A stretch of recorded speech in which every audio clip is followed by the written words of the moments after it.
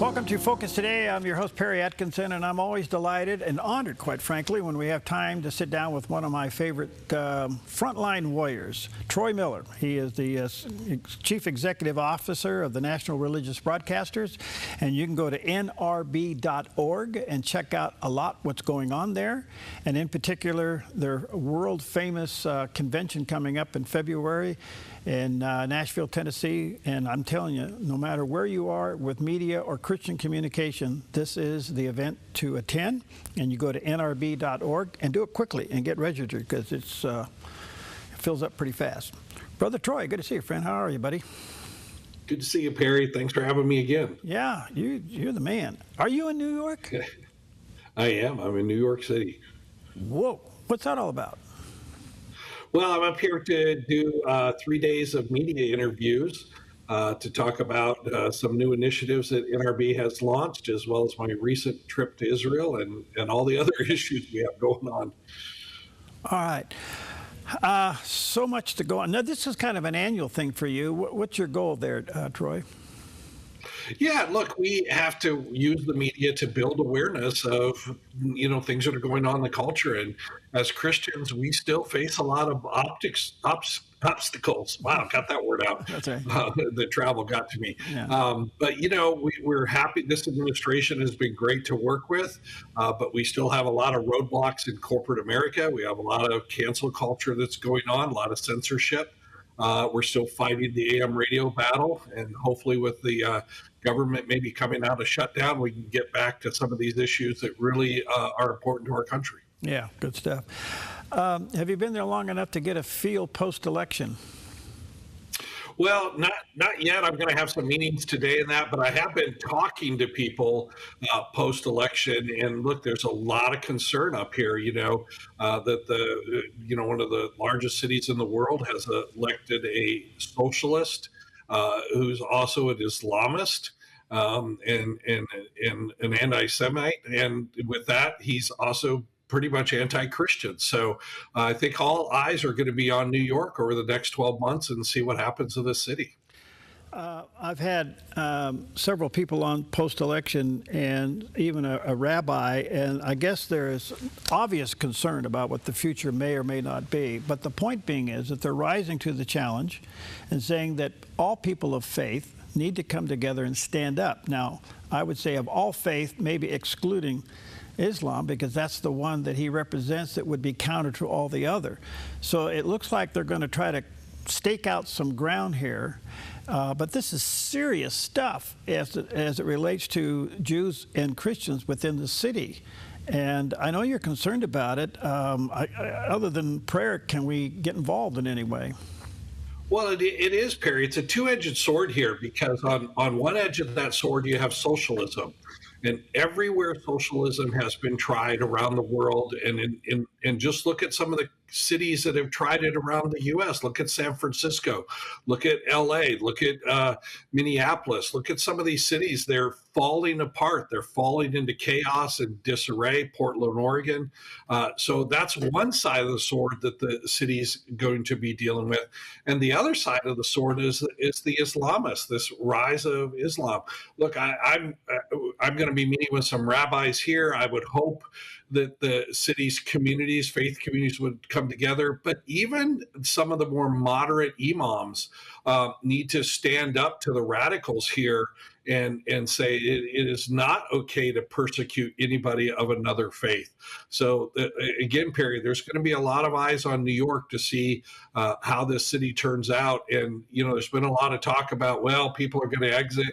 There are millions of people here, Perry, that can't just pack up everything and leave. Right. And what kind of city, what kind of environment are we going to leave them to fend for themselves? And as Christians, we need to be prepared because I think it's going to take not only a lot of prayer, but it's going to take a lot of action on the ground.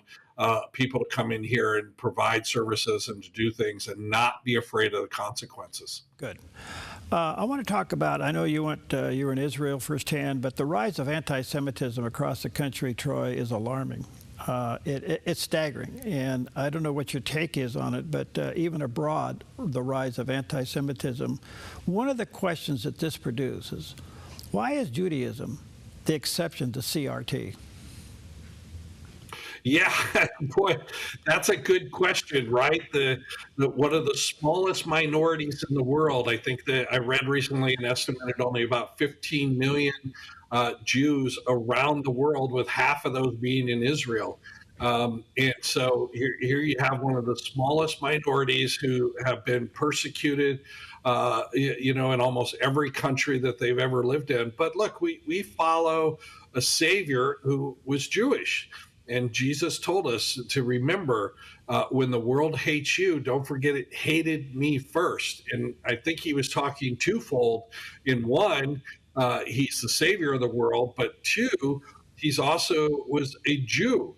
And people, and this spiritual battle has always been against God's people, God's elect people, the people that we are grafted into.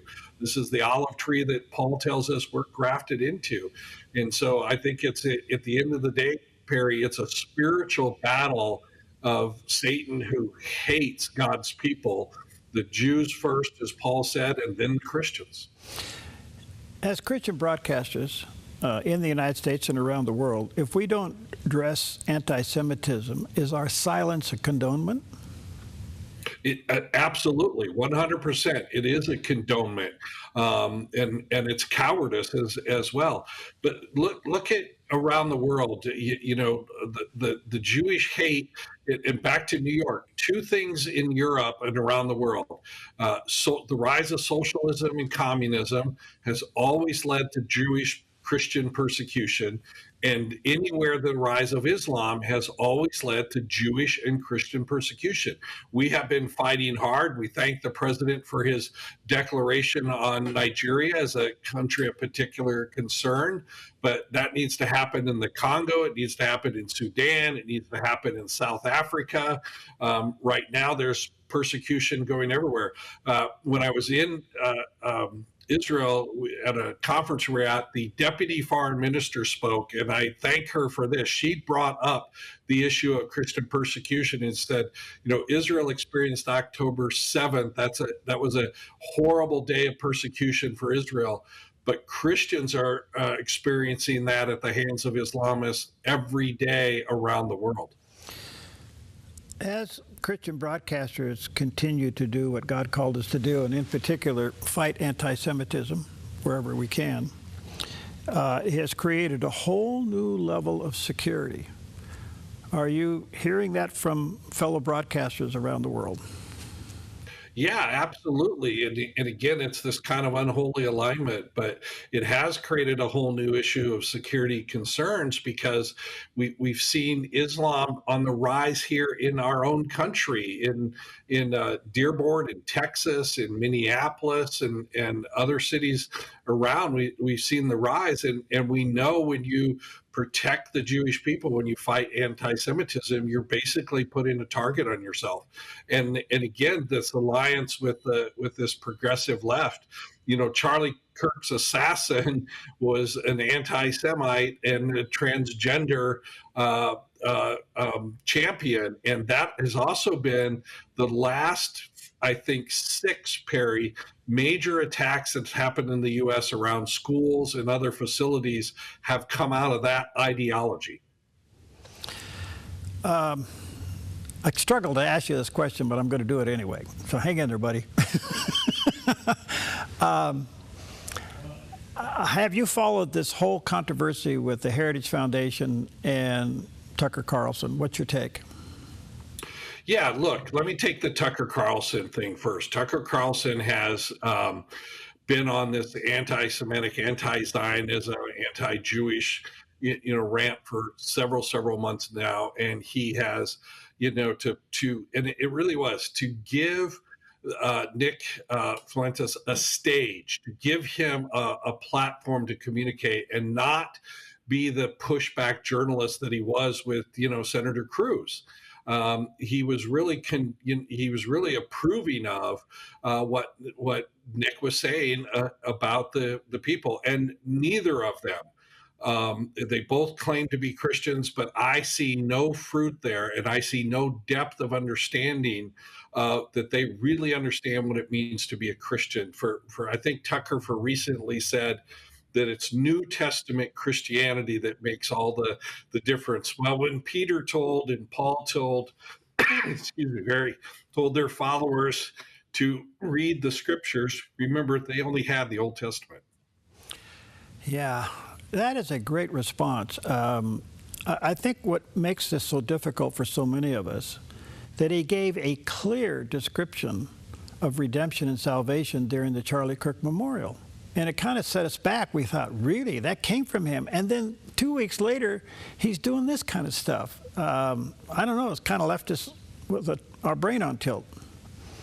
Yeah, I agree with that. He's been with us on other issues. He's one of the great apologists for the pro-life movement and for the weaponization of government and some of those others. I just don't understand where he's at with this, but I really think it really the root of it is a shallow biblical understanding. All right. Let me take a break here, because when I come back, I want to talk to you about a new NRB's new Veterans Ministry Initiative. This is terrific. So let me take a break here. Let me share to our viewers and listeners, go to the nrb.org website. There's a picture of the landing page. And certainly do everything you can to attend the NRB annual convention. This year will be there in Nashville, Tennessee. And thousands of Christian media people, broadcasters, publishers, all kinds, get there, get together. You can mingle, fellowship, learn a lot, and get a lot of exposure. So check it out. We'll be right back.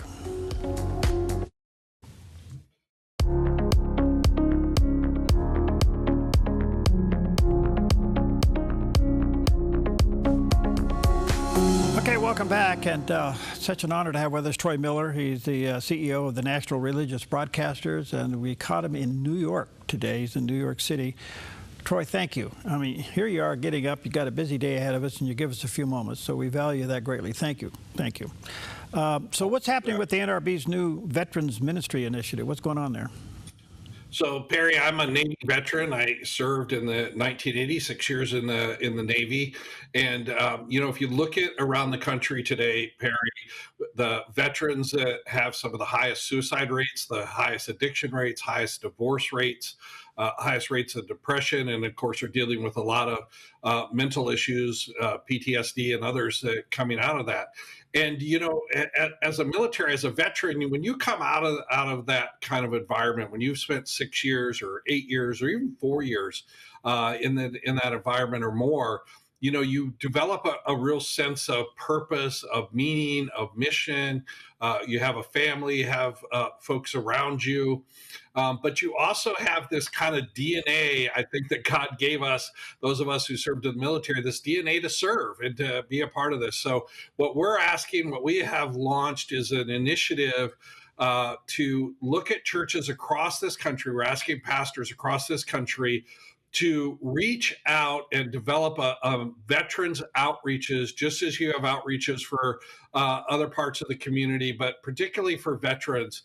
We know a lot of churches probably already have veterans that are attending, and those are the best people to kind of read this outreach. What we want to do is equip these churches with the resources that they need to connect them with the thousands of or hundreds of veterans ministries that are across this country, some national, some very small and local.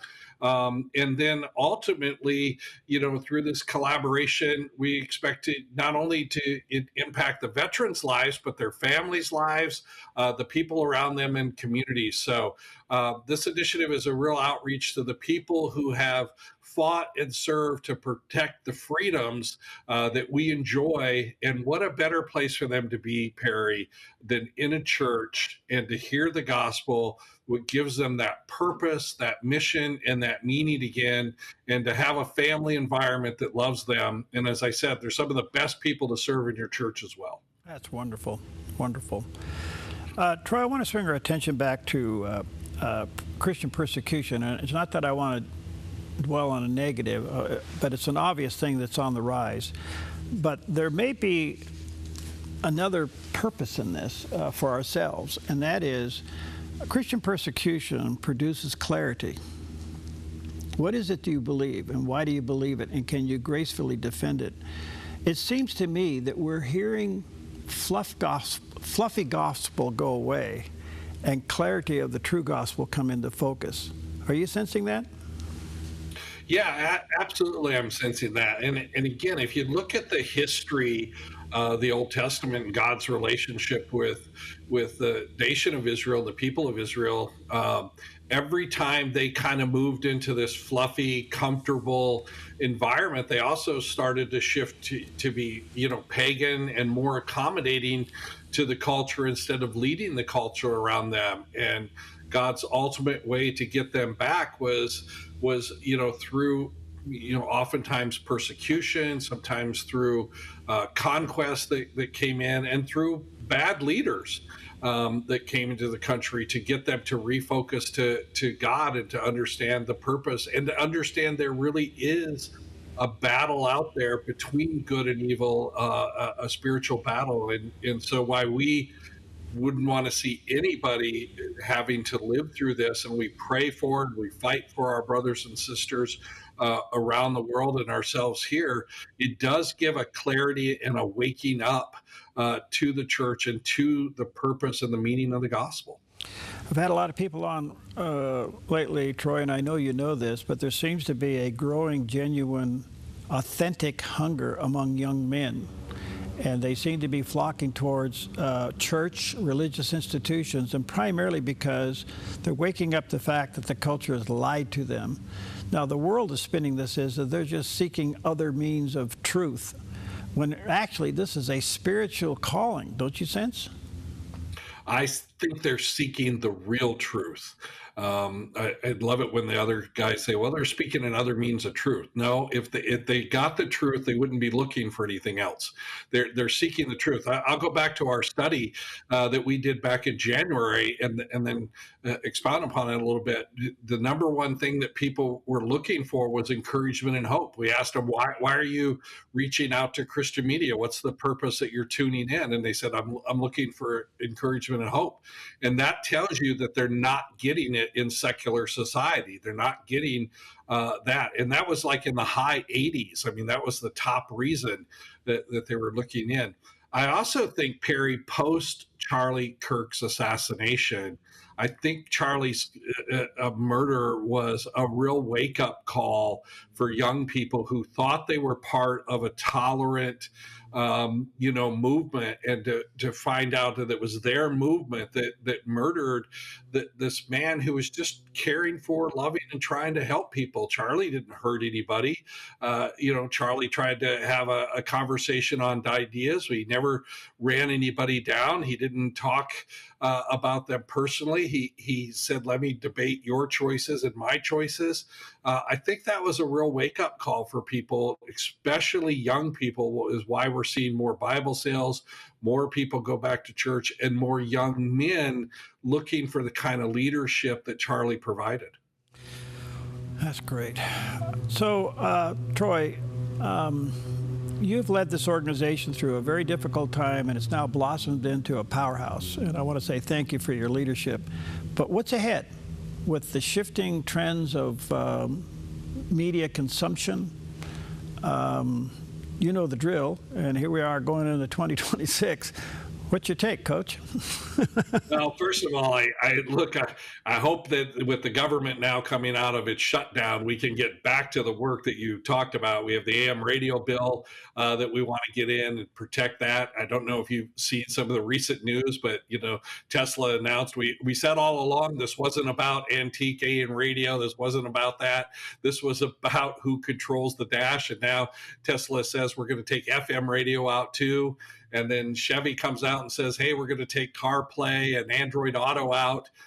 So hopefully we get back to that. But we do have a shifting landscape to help people navigate, to help Christian communicators navigate through. We still are working with and fighting at the FCC for public interest programming for those of us that are not in the commercial for-profit world out there. We're in the educational world. We're in the arts and entertainment world. Those provisions still exist in the original Cable Act. And so we're reminding of that. So as we move to this digital world, we don't get left behind. And so that's a big battle for us. That's what the future holds. With the squeeze of public radio and television defundment, that is producing some concerns. But at the same time, what we're saying about this, why don't you go ahead and compete like everybody else? But as I watch those arguments, Troy, what's alarming to me is some of their pushback on their argument is, well, take a look at Christian radio and TV and see how they're doing it. Why don't you tax them and how they get their income? And I'm looking at that argument, I'm going, oh, my stars, here we go.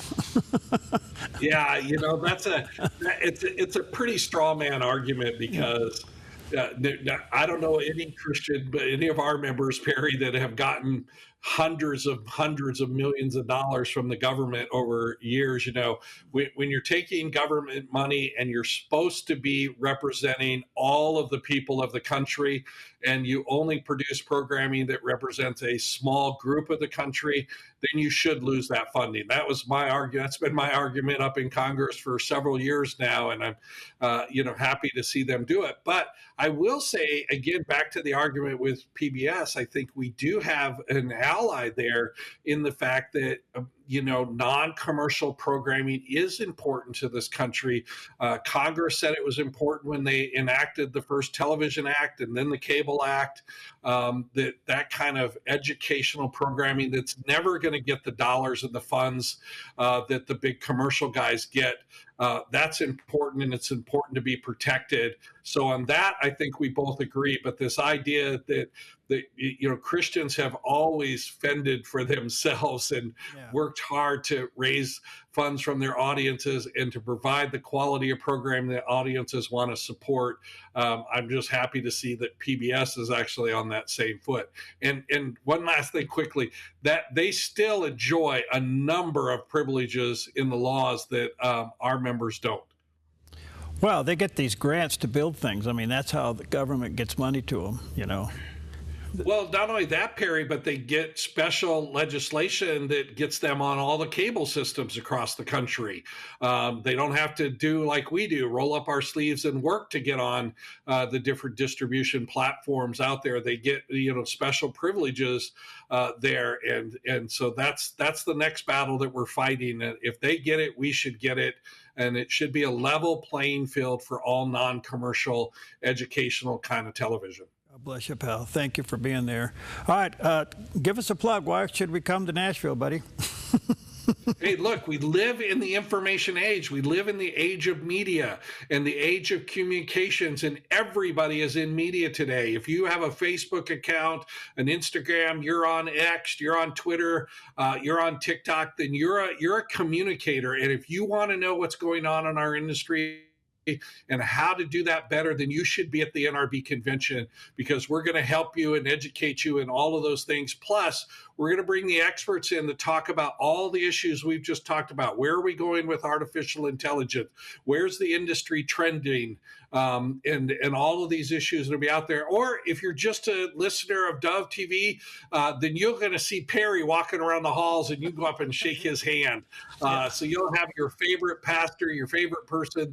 I'm sure they're all going to be there with 5,000, 6,000 of the other friends. So it is the place to be. November 17th through the 20th, Nashville, Tennessee. Great time of year to be there. The Gaylord Opryland's beautiful. And do it quickly, because in about 2 weeks, early bird rates will go up. Yep. So go to the nrb.org. You can register there. Troy, thank you. Thanks for your time, buddy. God bless you while you're there in the city, and thank you for you and your team being our front and center frontline warriors out there on the big scene. It's always a pleasure, Perry, and an honor to serve you. All right. God bless you, pal. See you soon.